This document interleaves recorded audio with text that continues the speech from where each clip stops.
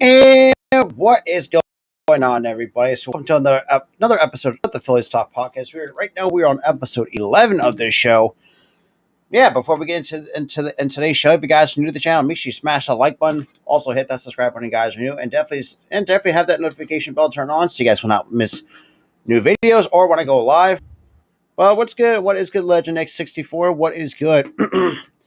But before we get into the show, I will kind of give my with like a little bit of a moment of silence for the late Vin Scully. I mean,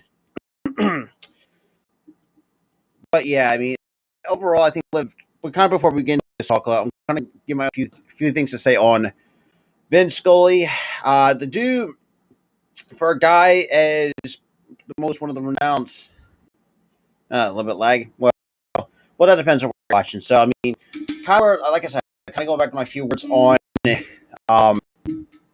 Vin Scully is that, yeah, for a guy who's seen 25 World Series, and has we've seen people see pictures of him his younger days with the great Jackie Robinson. I mean, the dude has seen and done it all in the game of baseball. I think overall, that the baseball world is going to definitely miss Vin Scully. I mean, even though he is the voice of Dodger baseball, but he's seen guys like when Richie Ashburn played, Jackie Robinson, and some of these other old timers, I should say, in baseball's past. Really see the fact that he's been doing it. He did that for over 6 decades, which it would have been awesome to see him to do for the next couple of years, to do that. But that's enough of that. I mean, like I said, Vin Scully will be missed, definitely for sure. Absolutely. But kind of get on to more on the positive side. For those who are Phillies fans, seen the news yesterday, or I think the day before, or earlier today, that Phillies did release Didi Gregorius, because the fact that we did activate Jeter off the 60-day IL, which is really helps us, especially the second base position, because you really think about it, because Didi had one good year and then just a below average year this year.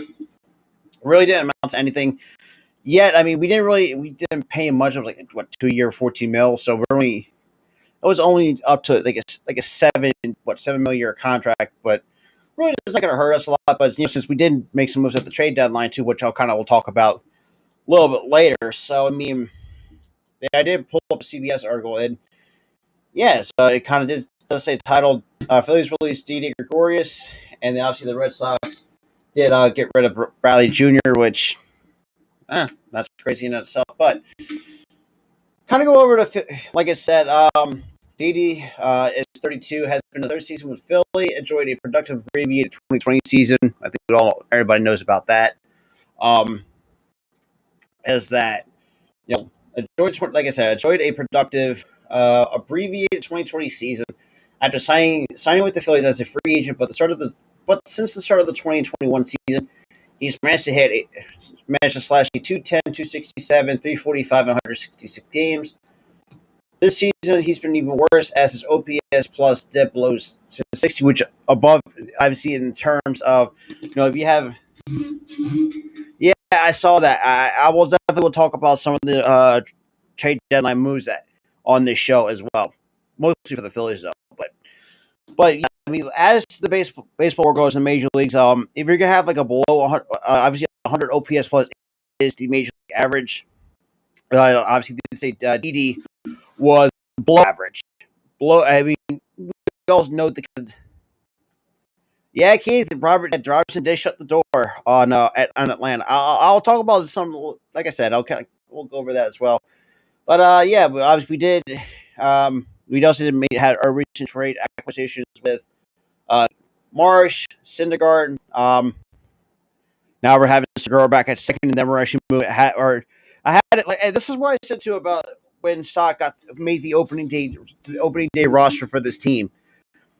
I had this is where I had a feeling that the Phillies would make that decision to release Didi in terms of because, like I said, Didi was a placeholder for Bryson Stott. Yes, I know we didn't have Gene Segura, but Stott had to play second base. Not too bad, but I think his main spot is shortstop, so I think that was the case. And no, obviously getting Gene Segura back really helps us as well, especially later tonight. So it's good to see that Gene Segura back in the lineup. Along with us, we have a couple other debuts, Philly debuts as well. I mean, we have Noah Syndergaard on the bump for us, and also in center field we have Brendan Marsh now coming in for center field as well for the Phils. Later tonight at 7:05, first pitch against the Nationals, and a different looking Nationals team that does not feature with Juan Soto, which I don't know how like for a team like and I've been very heavy critical of the Nationals, especially this season because like how do you go and this is kind of get a little bit off topic here, but how do you go from a World Series team in 2019 then 3 years down the road and completely blow everything up? Obviously getting rid of Harper. I mean, they lost like but yeah, I mean, they lost like many different pieces in the last 4 seasons, and that's crazy enough as it sounds. I mean, look, Rendon had some good years in Washington. Never, it's really not panning out with LA. Okay, no problem, legend. Appreciate it, man. Appreciate it for those who are tuning in. But yeah, I was just thinking, yeah, this kind of thing is just like, it's just like I said, this is basically kind of the point. Is like, like I said, you won a World Series, yes, without Bryce Harper. That was the first piece you let go. But you still had guys like, Strasburg, Zimmerman, Howie Kendrick, Kurt Suzuki, Juan Soto, Trey Turner, Max Scherzer. Yeah, and then completely blow it up 3 years down the road. Obviously, moving Trey Turner, and Scherzer at the deadline to the Dodgers, getting most of their prospects in return, like Kyber Ruiz, just to name a few, Josiah Gray. And then you decide to offer a contract extension to Soto, 14 or 15 years, I should say, for 440. And for what I mean, and I talked a lot, and it looked like kind of saw the averages. Yeah, they were trying to.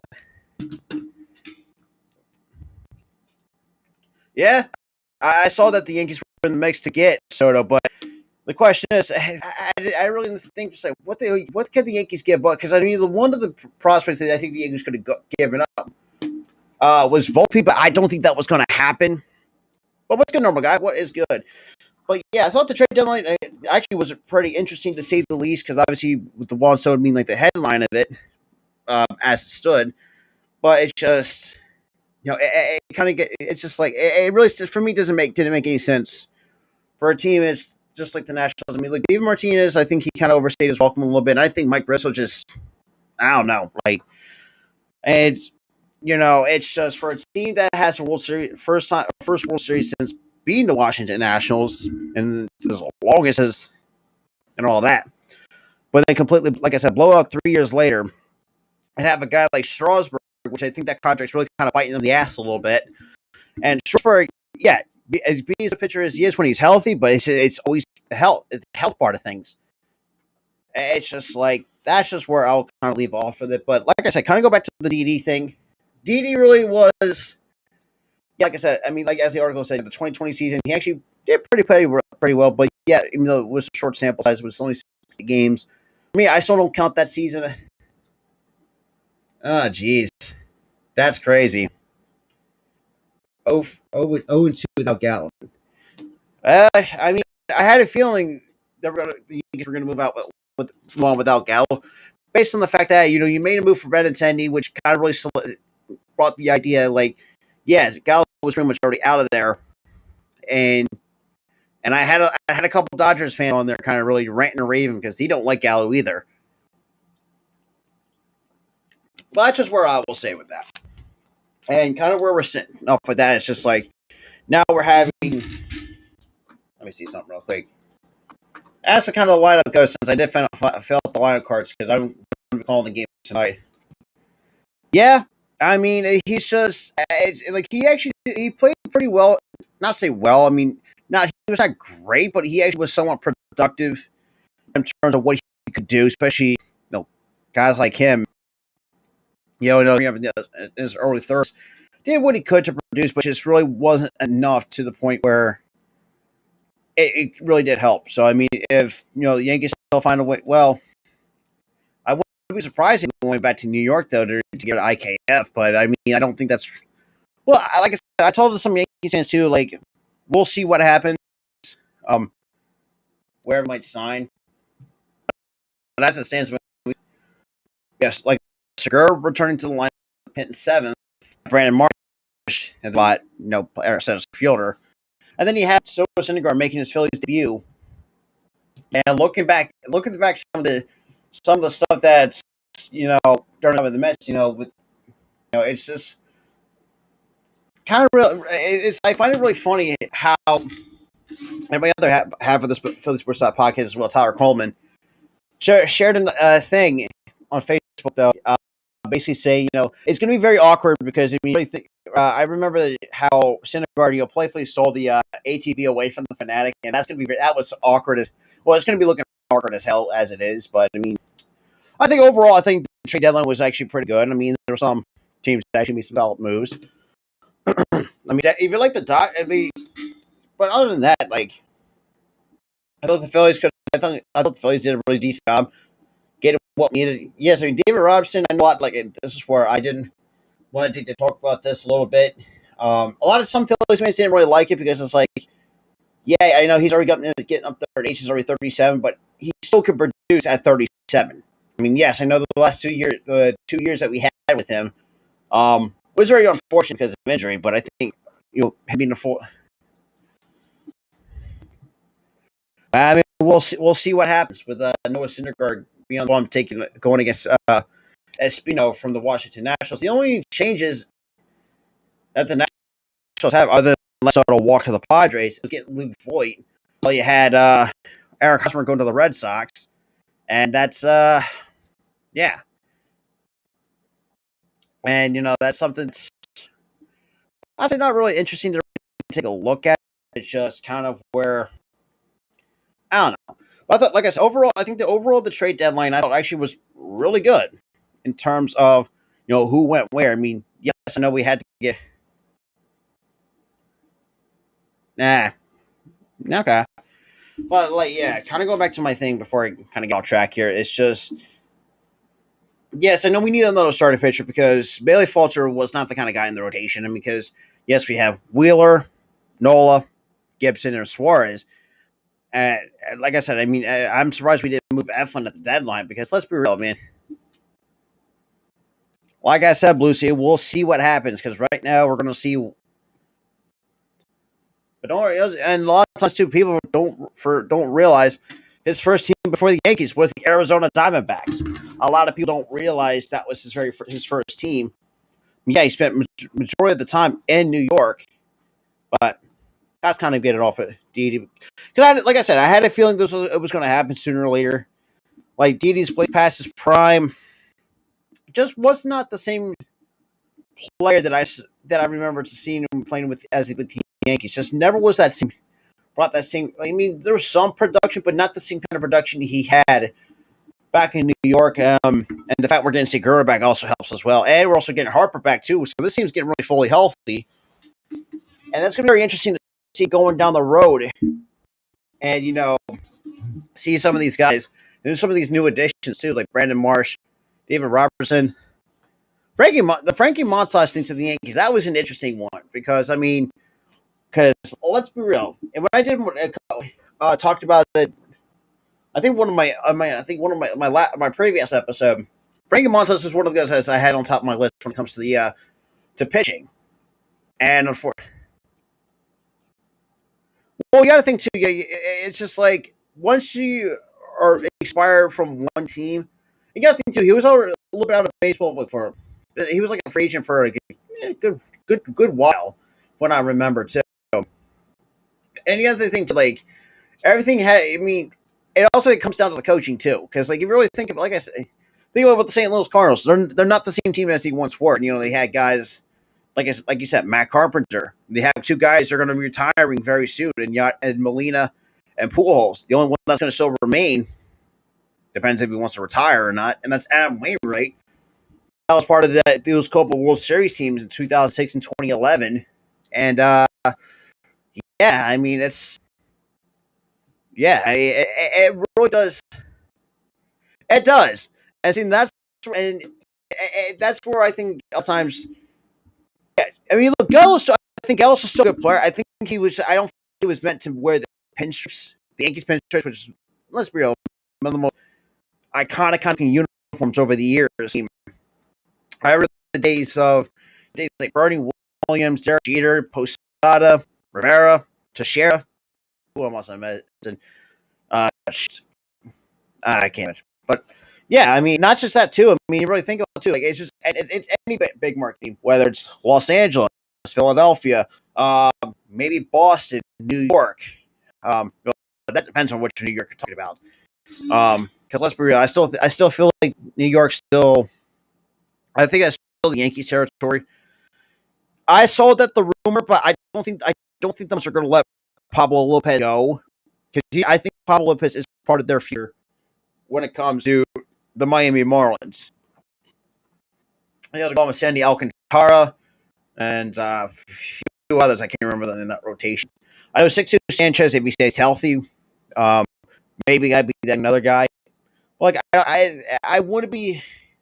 I don't think the Marlins would be that stupid to really let one of their other good pitchers go, because I mean you got two good ones. That's Alcantara and Pablo Lopez. I mean, I thought Lopez has pitched pretty well for the Marlins, but I really don't see that happening, in my honest opinion. And looking at what this team, especially with this Phillies team, though, where we're sitting out of the wild card. Let me check, because that's just me though.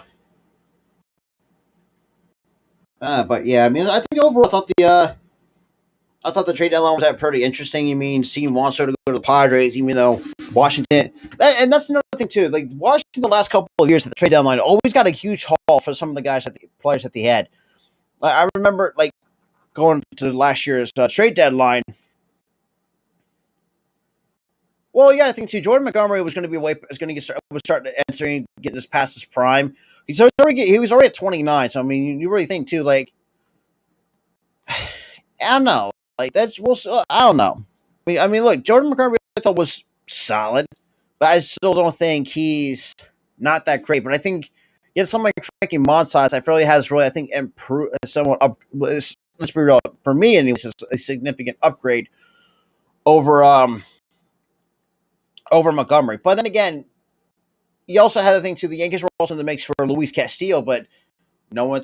Unfortunately, that wasn't the case for the Mariners or for the Yankees, but kind of go back to what I was saying about the Phillies, though, because, like I said, when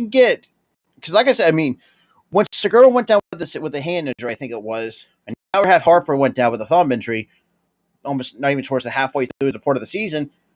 It kind of got us thinking, like, it kind of got, Dombrowski thinking what to do at the deadline, and unfortunately, we had to part with O'Hoppe to the Anaheim Angels, and to get Brandon Marsh. Yes, I know a lot of Phillies fans, some don't like it, but if you really think about it, our center field has not been great, to say the least. I think he's somewhat of an upgrade over Moniak. I think the offense is there. I think Kevin Lunt is definitely going to help him figure that out. Defensively, I think he's definitely better than what we had out there. Yes, I know Matt Berezelli, our offensive center fielder, but still, I mean, the defense is somewhat below average, to say the least. And also again, Thor, which he was my last thing. I was I even talked this in my last episode too. Like, if there's no other pitcher on the market, like I said, stay away from Thor a little bit because based on the fact that he has an injury history, and it was a huge red flag for me. But if he can stay healthy and be somewhat productive, I'm fine with that. I do think I'll be fine. The fact we give up, we do. Last time, actually, that's a very good.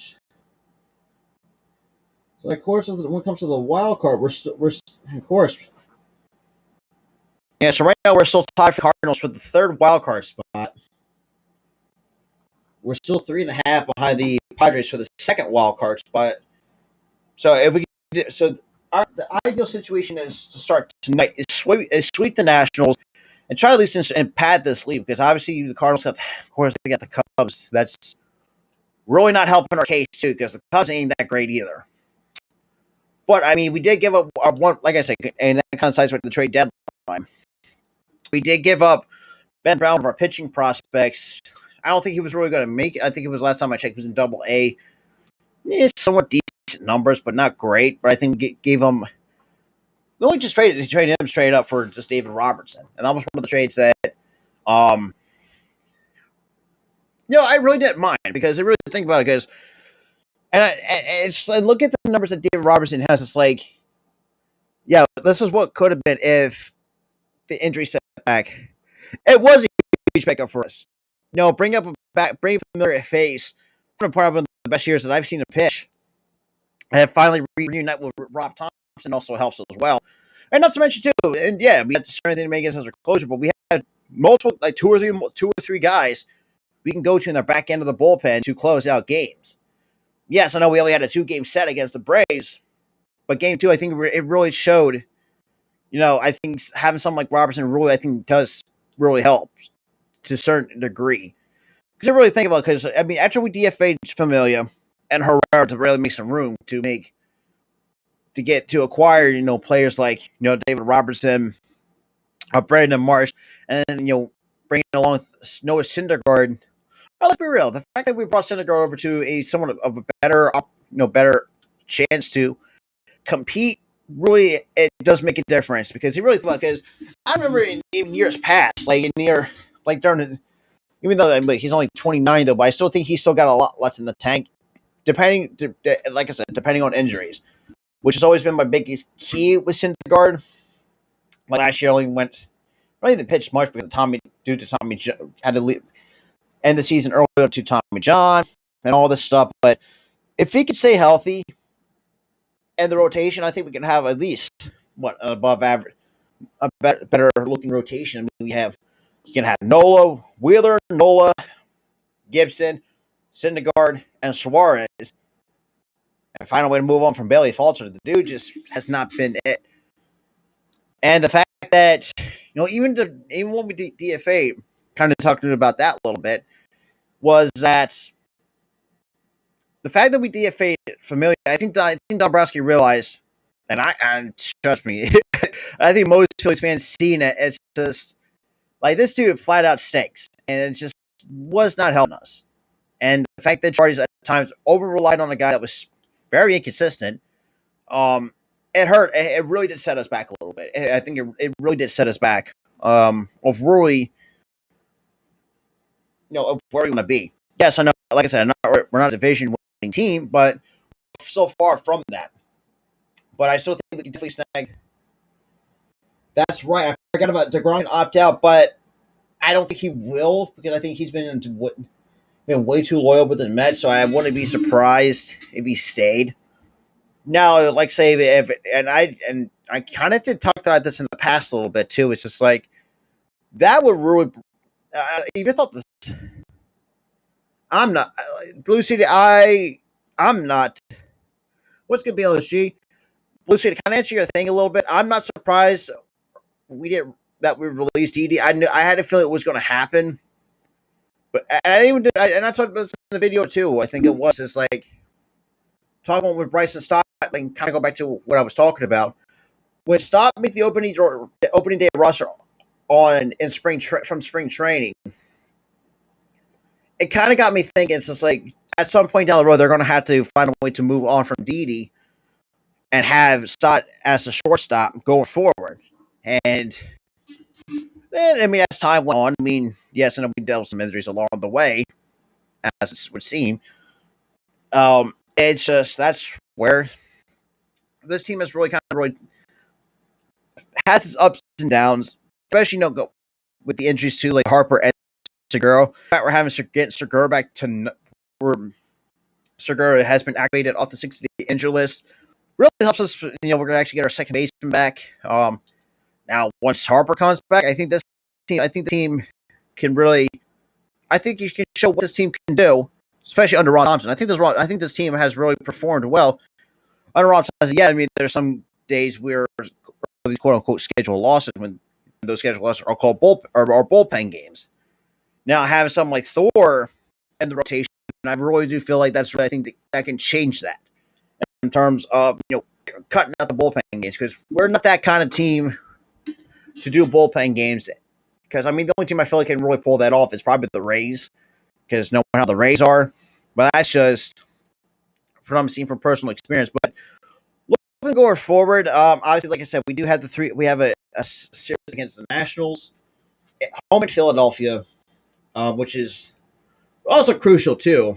Even though, let's be real, the Nats are not going anywhere in terms of.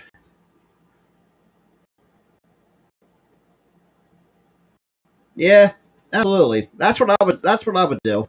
That's what I was. That's what I was thinking too. But looking at that, Didi was not. Didi's not getting any younger, and the dude just, in my eyes, has been played better defensively, but it's just his offense he's been very inconsistent offensively. We do have a 4 game set against the Nationals from tonight to Sunday afternoon, and then obviously we get an off day on Monday, and then we get the 3 game against Miami, and because like I said, we have to pad this opportunity. Yeah, and for the third ball card. So, yeah, boy. So overall, kind of looking at the rest of the schedule. We have Washington for 4. We have pretty much have a 7 game homestand against 2 NL rivals or the in division rivals, the Washington Nationals and the Miami Marlins, and then we're away in New York for a 3 game set, and yeah, technically we're going to be on the road for 6 games, 3 against the Mets, 6 against Cincinnati, or 3 against should say against Cincinnati. Jesus Christ, my apologies for that. Cincinnati, I think we need definitely to sweep Cincinnati, because let's be real, for a team that started out like absolutely dog shit in the start of the season, and the fact that it turned it around for some reason to be third place in the in a weak NL Central, that's yeah. But we do have, and then we come back home to Philadelphia for 4 games. Saturday is a double header, and then actually we have 4. Jesus Christ! So we have 4, 8. We have an 11 game homestand. So, like I said, 4 against the Mets, 4 against the Reds, 3 against the Pirates. Oh, jeez. Get out of here. Sorry about that. Yeah, then we're on the road for 3. Well, technically 6, I should say. To close out August, you have 3 against the Diamondbacks. And you know how my sentiment is on that. Then we're away in San Francisco. It's just, I think I might be doing that game. I think I might be doing the Giants and the Phillies game. I might be doing that.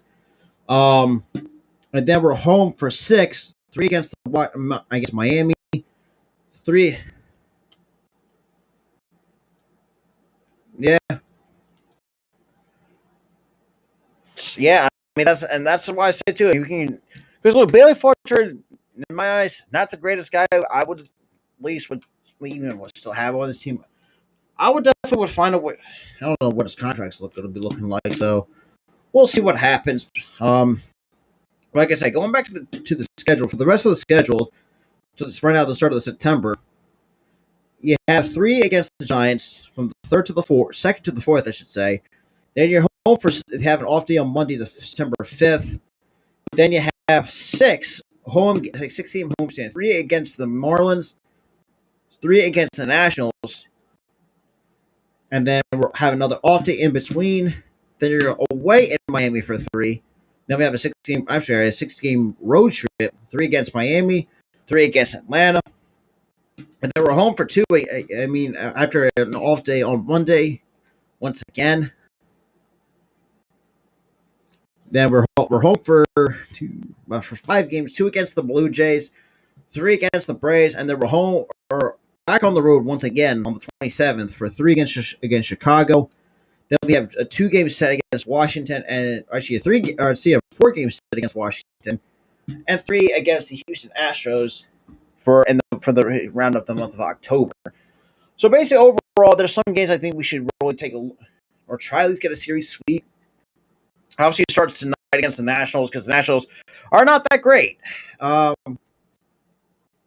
Because right now the Nationals are sitting at 36-70 because they got Paul. Because obviously we do have Syndergaard and Espino going at a 1-on-1 in Philadelphia. So it's Paolo Espino. I think that's his name. Yeah.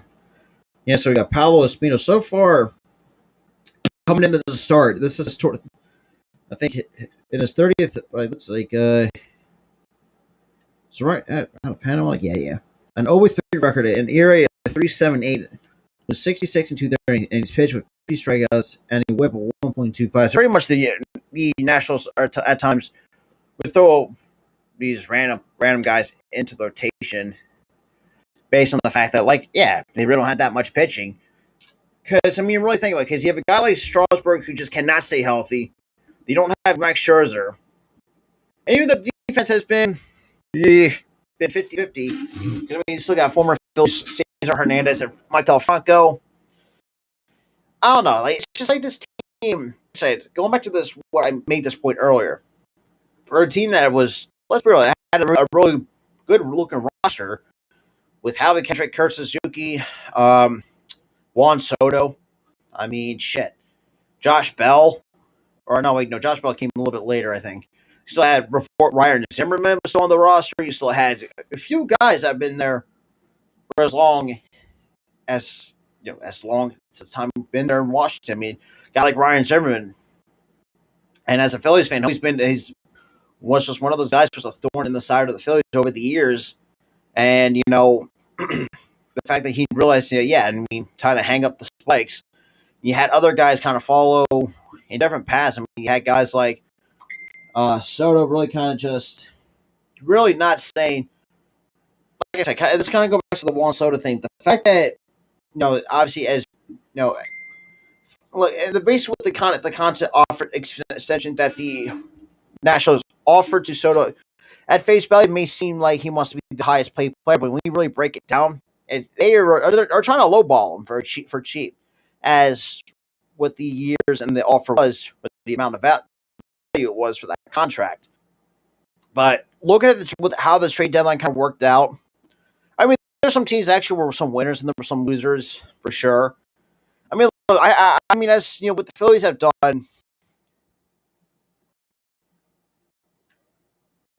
Oh yeah, absolutely, Keith. Definitely for sure. Because you really think about it, because we're like I said, we have Segura back. Now we're going to get Bryce Harper back coming very soon.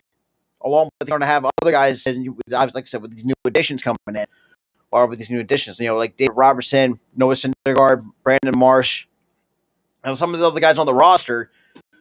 I think we have a better chance to really play some better baseball prior to the All-Star break, because they really think because the All-Star break really kind of screwed us in terms of because we're not expecting to have a series after the All-Star break. Because you really think you should at least have 1 or 2 days off after the All-Star break, and that's where I feel like everything kind of slid a little bit for the Phils, though, especially against the Cubs. I think the Cubs really took advantage of you know, us just really not having our best. Now, looking at it going forward, with Harper coming back in like next week or the next couple of weeks, I think the Cubs are going to realize we're going to have our full roster.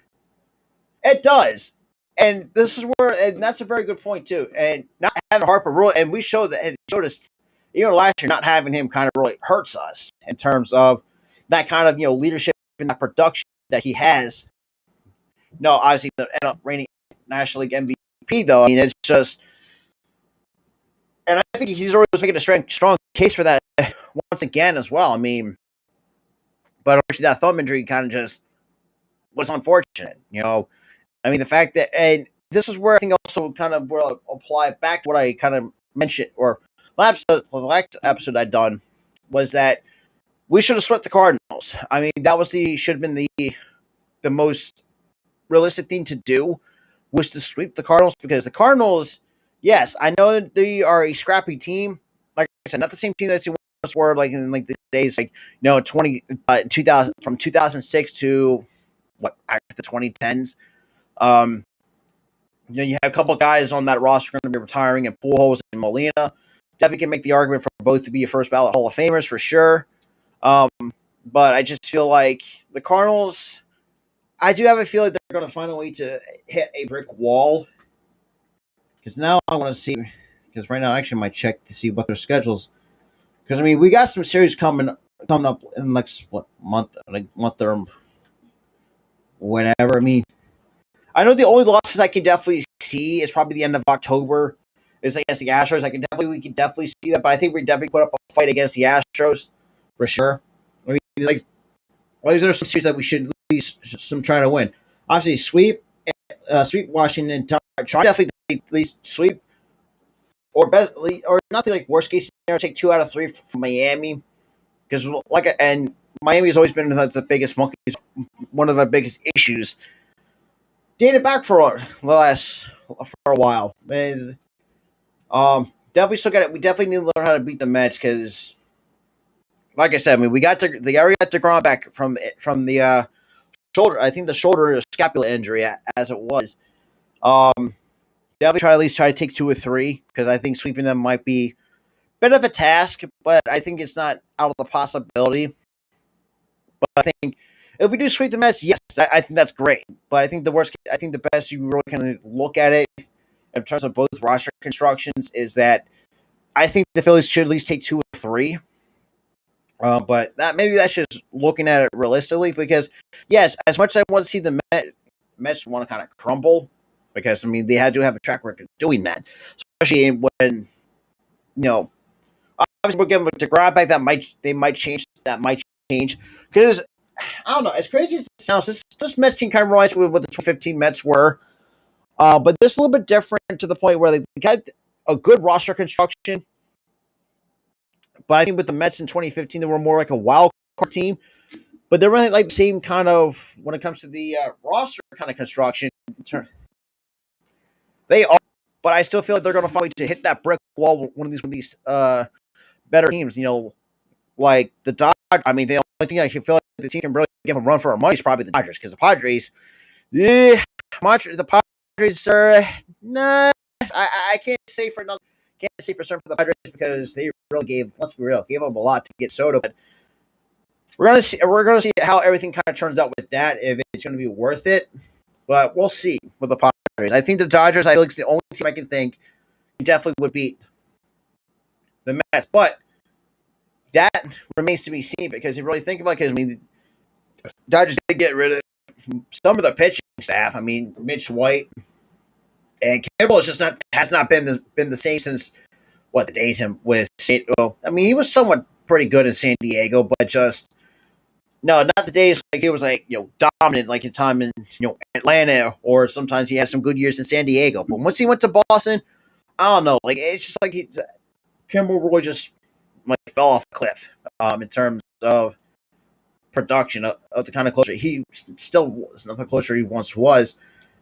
But really looking at it as team overall, I think the Mets. Yeah, as much as let's be real, I think as much as I don't like the Mets, but that's just kind of the just the rivalry of things a little bit because look overall. I mean, over the years, Mets have some very underappreciated players. I will admit that. No guy like Give It Right, Mike Piazza. Jesus Christ, who else was some of those teams back in the day? Because with David Wright, though, it was just unfortunate. The amount of injuries kind of hampered the kind of career he could have been. I still feel like that's just me though. But like I said, kind of go back to what I was saying about the Phillies and some of the series that got to win. Obviously, they definitely got to sweep Washington because that's the bottom feeders. You could definitely say of the NL East, and that's what with Washington, Miami. As crazy as it sounds, for a team that's been kind of clowned over the last handful of years, and the fact that they're slowly starting to turn it around. Yes, I know what the record may not say otherwise, but I still feel like they got the talent to really get the job done. Hey, what's good, Jerry? What is good, my guy? Well, like I was saying, I'm not going to be sleeping on Miami because I like the features that they have with Sandy Alcantara. Yes, I know Chicken Size. He's 50-50. I mean, depending coming out from the Pittsburgh Pirates, but I think he's been pretty good. I mean, Garrett Cooper's pretty good. I mean, you still have Aguilar. Just not the. I just like Aguilar is decent to say the least. Just not the same player as he once was. Like I said, the pitching rotation I feel like is what's going to really be the bright spot for Miami going forward. Because you got like I said, Alcantara, Pablo Lopez. You get to have Sandy Alcantara, Sixto Sanchez. Jesus Christ, get the wrong S. But that's just me. Like I said, definitely sweep Washington. Sweeping Washington, it should be like the main priority. Is that like I said, sweeping Washington should be the number one priority. Because like I said, you got to beat to beat some of your division rivals, and we has played pretty well against Washington. Yes, they're a bottom feeding of a team in the NL East, but I still feel like overall, you definitely got to sweep the Nationals at home. Hey, what's good, ECG? Shit, appreciate it. Yeah, I mean Miami, that should be at least somewhat of a sweep, if not 2 out of 3. What's good, Nick? What is good, my guy? But kind of go over, like I said, sweeping Washington should be like the number one priority because we do have Thor going for us tonight. That is true. That was always my biggest nitpick, I should say, because the Marlins is a team that what could have been if they just kept, guys like Stanton, Yelich, Ozuna. Who else am I missing? Oh crap! Who else did they get rid of? Holy crap! That's been it's been a while. Holy crap! It's been yeah. What exactly? What it could have been? You get so like I said, you had right now, Legend X. You really didn't miss much. We're kind of just like kind of breaking down what the Phillies should, especially the stuff this lead for the third wild card spot because we're looking at it because there's some series we have to win. Obviously, that starts tonight against the Washington Nationals. I still feel like the Nationals is just, like I said, I don't really have faith in the Nationals because I don't like. And this is the point that, and I know this is kind of the same point that I referenced earlier. For a team that had a really a decent looking roster with really and a superstar who could have been a franchise cornerstone for that organization, and Juan Soto, but 3 years later completely blow up the damn team and still have a guy. Let's be real, I think they really overpaid for Steven Strasburg, and that's really kind of bit him in the ass in terms of a guy that cannot stay healthy consistently, that's dealt with a shit ton of injuries. You had Ryan Zimmerman retire. Well, let's be real, I think Ryan Zimmerman really has done a good job during his time with Washington. It's just like, it's crazy as it seems like the last what the 3 years has done, especially to some teams. Yeah, I mean, and for most of us, the last 3 years has not treated us kindly. But the fact that of the matter is, it took this season, a quarter of the way, to realize that the manager was starting to become a problem and not really seeing what this team's going anywhere. And the fact that and some of these other guys that we had on the roster, like a Familia has just not been great.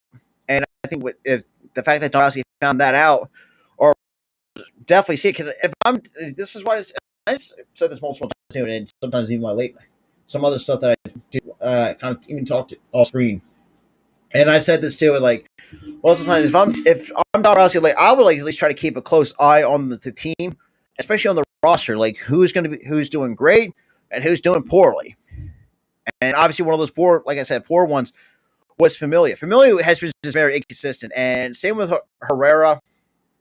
And I'm one of those guys that I did not want Herrera back, but unfortunately had, even though it's not really it's not hurting us when it comes to the cap in terms of what paid him.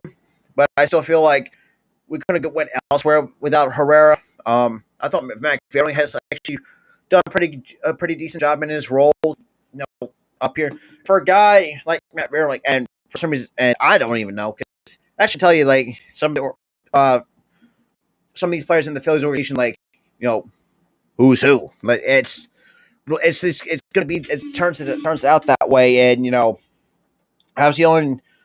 I mean, shit. I mean, really think about it going forward. It's just that, and yeah, looking at it going forward, the fact we're not going to have Herrera and or Familia, it's good. It's a win for me. It's a win for most of us Phillies fans, because we don't have to really see these guys really completely be those kind of guys that just really cannot produce. And I said this most of the time as well. Familia has been a heart attack waiting to happen, and and Herrera. I mean, what's there to say? I mean, there's pretty much you could probably say about him as well. We're at the same time. Well, like I said, kind of go back to the schedule for the Phils. Like I said, some of the series we have to win. Obviously, like I said, it starts with the Nationals. Try to sweep against the Marlins. If not, try to take 2 out of 3. Try to really put up a fight against the Mets, because, like I said, I mean, they already did get DeGrom back from injury, and that's been kind of a bit of a. I mean, DeGrom at times has become a bit of a problem for us, but in the last couple of DeGrom, sometimes it's a little bit easy to figure out at times, but most of the time it's completely disgusting. So I mean, that's where I feel like anytime when DeGrom pitches against us, I feel like that's an automatic loss for us. But there are many times like they will say, prove me wrong, and find a way to pull it out. You really think about it, because a guy, I mean, as great as DeGrom is, the only issue is that obviously he has an injury history, and at times like he really, I mean, even good pitchers sometimes has one of those days. It's like you cannot be efficient when your pitch count. So that's where I feel like. And that's where I feel like the Phillies kind of really took advantage sometimes. Some good pitchers too, like at Max Scherzer's. And look, I know Max Scherzer on the back end of his career. I still feel like, and the Phillies, looking at what they have been doing, grinding out at bats. There are times they'll pop a long ball, a couple, or like a home run or two every once in a while, but they're really relying on old school, but kind of type of baseball. Small ball, like stealing some bags, kind of grounding out at bats. And some players just really gotta sometimes have a hard time, cannot buy into that concept. That's just me. But like I said, kind of going like I said, try to at least sweep Washington. Try at least sweep Miami, if not try 2 out of 3 at home. Yeah, ain't that the truth, Jerry? I agree. I definitely agree with that for sure. Try at least maybe 2 out of 3 out of the Mets, depending on who the Mets are going to be throwing out of that 3-game set. Definitely try to sweep the Reds, because not having Luis Castillo really is going to hurt. Well, not say hurt them, but I mean it's going to come screw them a little bit. What up, Dante? What is good, my guy? What is good? What is good?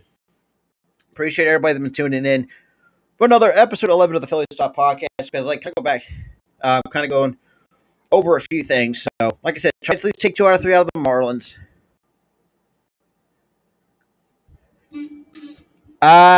Let's be real. The World Series conversation, and this is where I feel like this is where I'm going to set the record straight. We are far from that. I still feel like we're so far from being World Series contenders. It's, I mean, look, I'm being as truly as much as say yes. I want to see another World here in Philadelphia, but I don't think that's going to happen. No, for the next few years or so, depending on what the roster construction is going to be looking like. Because that's where I would say, as much as that's as crazy as a pipe dream as it is, I still feel like we're still far from that in terms of the kind of talent we have. Yes, we still got Bryce Harper, and he's not getting any younger as it is. So I mean, if we can still sit, so if we can still keep, Segura, like say another year, 2 years, cheap deal, I'm fine with that because his Segura bring exactly. That's what I'm saying. And that's where my next point was. Have to see what we're going to be doing in the playoffs or who we're going to be facing, because that's all it depends this year. Obviously with the new wild card format and stuff like that. But kind of going back to that, we try to sweep the Reds. The last time we played the Reds, let's see, did we this? No, fix. Oh, easy center field and yeah, and the matchups too, absolutely. And Legend X64, to answer your question, there's some stuff we still got to fix going forward. I mean, we still got to fix for center field position still a little bit. We still got to add depth to that. Try to at least get another starter in the off season.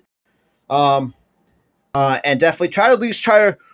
I mean, look, it's not like a complete rebuild, but still like a retool in terms of, because I mean we have guys still on expiring contracts. I mean, we have guys going to be leaving this all season. Like a Corey Knebel, Brad Hand, Joyce Familia, Odubel Herrera. Those can go. Well, Brad Hand can I say, if I'm the front office, I would say try to give another like a multi-year extension to Hand, because I think Brad Hand actually pretty well for us. Even though I had my absolutely, but yeah, I mean, looking at it as a team as it is, like, there's some guys I do want to think that we should definitely keep, especially the bullpen guys. Definitely try to give Robertson a cheap extension for sure. That's what I would do. Number two, try to find a way to retain, or try to at least try to give Syndergaard a cheap extension. Because I think if Syndergaard can stay healthy and actually be really good, really productive, who's to say? I mean, I think yes, I know. I even talked to my last episode. Some of the guys I would have liked to have in the rotation.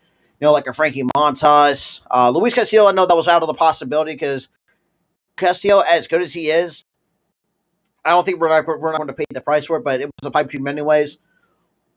Still, I feel like that's where I feel like if you guys said because Syndergaard was like the last resort when it comes to trying to get on the pitching market, but the fact to want to give up a guy like a Moniak and another prospect to get Syndergaard for cheap, and picking up part of his deal as well, while the Angels kind of pay the rest. Really hurt. It really helps us. Plus, number two, I feel like we can definitely would not mind keeping Syndergaard based on the fact that, and this is where I find funny too. Like, I've been seeing Mets fans kind of shit talking a little bit. They enjoy the scraps. So this is like, especially this is almost TikTok anyways. And the fact that we had guys, some Phillies fans really proves it's like you had guys like Wheeler. Let's be real. The one guy that actually was somewhat consistent for the Mets, when I remember, anyways. There are times where the Phillies as teams let up Wheeler sometimes, but Wheeler, since leaving the Mets, has really feel like has really turned it around. Wearing the Phillies pinstripes, and the fact that you're going to say he's going to be a scrap, say with Syndergaard. It does. I definitely agree with that, Jerry, for sure. It depends on the matchups, and you got to think of the seeding as well at the same time, because it's going to be very interesting in what we see. I mean, going back to the schedule. Let's see. Yeah, of course. I mean, unfortunately, we did split. Jesus. Okay, so we did. Okay, so there and teams like the Padres, I think we should definitely. Well, I think that's going to be a tough one, based on the fact that the addition of Soto. Obviously with the Padres getting Musgrove an extension, but yeah, I mean, I think the postseason is going to be very interesting to see what these teams see who's going to get in, who's not. I mean, Um, it's going to be like I said. I mean, with the Phillies, like I said, it's tonight you got to sweep the Washington Nationals. You definitely will have to move. Like I said, sweep Miami, or better yet, take 2 or 3. Um, and try at least try to. I mean, the Phillies got what they got to do now. Now with Harper coming back, they got to start putting that lead to those third wild card spot. If not, and if I still feel like if the Padres, no, like I said, hypothetically would hit a brick wall somewhere instead of going to losing skid. I think the Phillies should start trying to take advantage of that, try to snag that number 2 wild card spot. That is true. That's what I'm saying. Because the fact that we're hanging with, even though do have Segura back tonight, but looking at how we're still hanging in the wild card picture prior to prior to the Phillies releasing Didi Gregorius and also activating shit. But yeah, shout out to 4 though coming in though. I'll be happy because it's been way too long. Just because if you really think about it, it's been Jesus Christ. It's been 14 long goddamn years since. Well, technically, actually, no, I am wrong. 13, because last time the Phillies were in the World Series was back in 2009 when they still had guys like Chase Utley, Jimmy Rollins, Carlos Ruiz, Jason Worth. That's something we still had. Roy Oswald. We still had a few other guys too. Some of them were kind of going to the back end as well. Mostly like the homegrowns, like Howard, Ruiz, Utley, Rollins. I think we still had Pedro Feliz. I could be wrong. I was our third baseman. Oh yeah, absolutely. All right, shit. This is what I love to do, and like I said, I mean, I do appreciate. Oh, and there goes my. God damn it! My apologies for that. Now I gotta fix my camera. Son of a bitch. All right, give me 1 second. There. Holy crap. That's the first time that's happened in a while. But yeah, like I was saying, kind of go back to, and I kind of did talk about, we're in like right now the back end of this show a little bit. So we got like like a minute or two kind of talking a little bit. Yes, I mean, yes, it's been a long time since the Phillies have been in the World Series, but I want to see these them to make the playoffs. But let's be real, 10 years is enough of this shit. 10 years has been enough to the point where, like, it's been. Actually, let me check my. But yeah. Uh, but yeah, like I said, I mean, it's been free as not just free, but all Phillies fans, especially here in South Jersey or in Philadelphia or wherever they may be watching or where Philly fans are. And it's getting to the point where it's like, it's been 10 long years has been enough. Been we haven't been to World Series in the last 13 years, soon to be 14, and that's well. Well, I'm not holding my breath to anything because I still feel like I think Dabrowski has done a pretty decent job of observing some talent that is in this organization, but still I feel like we have a long way to go in terms of what we're going to do. Well, the one thing that I feel the White Sox need to do is get rid of Tony La Russa. That dude is pretty much. I still feel like the White Sox got to get rid of La Russa. I'm sorry, that's just that's my biggest nitpick on the White Sox. It's how it's just like La Russa. This is why I feel like managers like La Russa and Girardi just need to step away. But I think the only one that's really has done pretty well when it comes to the old school style of managing, then that was Buck Showalter. Buck Showalter, and it's just it's terms of the I feel like Buck Showalter has really adapted to this new era of baseball. Yes, I know he still has his old school way of doing things, but yes, okay, yeah, I would definitely agree with that. Because you really think about it, because like I said, this kind of go back to my thing too. Because the Mets, really looking at it, they really haven't won anything since 1986. For us, we haven't won anything since 2008. Yankees was 2009. Unfortunately, I had to watch that in 5 games. I know it was very frustrating because holy shit, because let's be real. I mean, I thought this. Then again, had it. I mean, the Yankees really had a team that in 2009. Don't get me wrong, though. But shit, the fact they took the Yankees to 5 games was impressive in its entirety. But that's just me. That's just kind of how I see things. But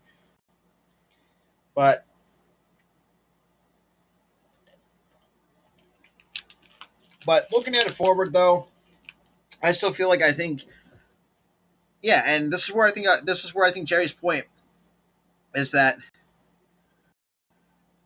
yeah, at the time, but just his managing style just did not mesh well here in Philadelphia. In terms, yes, I think he's still a good manager, but in terms of the managing nowadays, I don't know. Like, it's just like it's not the same as it once was. Like prior to 2009, and all this stuff. It's just like we need just like somebody like a fresh face. Because, I mean, we've been through so many managers in our franchise history since we were founded in 1883. We've been, I mean, one of our all-time winningest managers was Connie Mack. I mean, that was back in the 50s when we were. But that's just looking at it, and other than Connie Mack, pretty much is one of the winningest managers in all of baseball. In our franchise, the only winningest manager we had was Charlie Manuel from 2007 to 2015. Now, and kind of this is where I did kind of really did nitpick a little bit. The fact that the organization didn't really let Charlie Manuel finish the 2015 season was absolute bullshit. It was bullshit, and the fact we had to rely on guys on former Phil Ryan Sandberg, and and for those who don't know, was part of the, yeah, that too. And the thing with Ryan Sandberg is, as much as I didn't mind it, but it was not the kind of guy I would like to be the kind of guy that would lead this team in terms of better communication with players, all this stuff like playing matchups and the lineups, all this stuff. But that's just me. But in the fact that even looking at it forward, the fact we had him as a manager, not to mention too, he was part of one of those trades that, yikes, that the Phillies pulled. The fact we traded him to the Cubs back in the '80s just really hurt us in the '80s, though. Well, actually, no, that was probably like prior to I think late 1980s. I think it was. Um. Oh damn. Oh jeez. But like I said, and like I said earlier in the show, I did a little bit of a remembrance to the late Vin Scully. It's crazy looking at it now. The fact that the game. I mean, look, Vin Scully. That is true, but kind of wrap it up though. We've been over here for over an hour. Is kind of reflect on basically Vin Scully's impact on the game of baseball. For a guy who's did a lot of broadcasting games for 6 decades, actually seeing the likes of Jackie Robinson, but mostly times associated with the Dodgers, whether it was Brooklyn, or when they moved to Los Angeles. I still feel like it's just, and this is where I will say too. This is where my inspiration comes when it comes to trying to be a sports broadcaster. Really has implied to where I did follow a lot, or when I hear about Vin Scully and stuff like that, and it just, I don't know. Like Vin Scully is just one of those guys. He was like really fun to listen to. Yes, I know I live on the East Coast, but when the Dodgers always come to town, or when I listen to like when I hear from other like Dodgers fans, I just feel like baseball is not going to be the same without him. Like I still believe 100% true heartedly really agree. Would see. And that's the reason why I got into being a sports podcaster anyway, because I've been solely as being kind of one of my inspirations to do so, and we'll talk about and hell, even do some of these live play-by-plays. And dude, Vince Scully is going to be, God rest his soul. The fact when this is where I'll say, I'll end it off here. I mean, for a guy that's covered the Dodgers for 67 years, that's impressive. I'll give the man this props though for a guy that just followed one specific team for 6 decades. Has called the games. Seen things like Whitey, Richie Ashburn played. And hell, even throughout the time, and looking at some of the time, even the time with the There are times when Dodgers games come out sometimes here on the East Coast out of market, and just listen to him like speak. Really kind of, I don't know what the exact word is. It's just like he's like really definitely can hear that when it comes to like basically a storyteller. That's what I'm trying to say. But other than that, man, like I said, uh, Vin Scully, I know we're definitely gonna miss you in the game of baseball. Definitely sure especially in the broadcast booth for sure. But other than that, that's gonna do it for another Phillies Talk podcast. But I appreciate everybody that was tuning in. If you do, definitely smash that. Hit that so you guys know. Make sure you have that notification bell turned on. And like I said, I'll be later tonight in about an hour for the Phillies and Nationals game one in Philadelphia. But with that being said, this is Robert from the Phillies Sports Podcast. I hope everyone has a good Thursday evening, or we'll tune in. I'll see you guys later tonight.